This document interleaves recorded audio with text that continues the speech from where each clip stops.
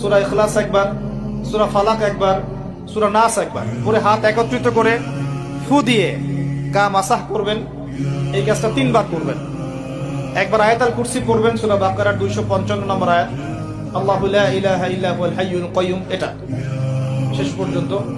এরপর সূরা বাকারার শেষের 3টা আয়াত পড়বেন, লিল্লাহি মা ফিস সামাওয়াতি, এখান থেকে ফানসুরনা আলাল কওমিল কাফিরিন পর্যন্ত।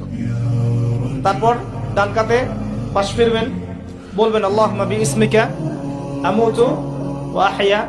হাত নিবেন, হাতে গুনতে থাকবেন সুবহানাল্লাহ সুবহানাল্লাহ সুবহানাল্লাহ 33 বার, আলহামদুলিল্লাহ আলহামদুলিল্লাহ আলহামদুলিল্লাহ 33 বার, আল্লাহু আকবার আল্লাহু আকবার আল্লাহু আকবার 34 বার। ঘুমিয়ে যাবেন।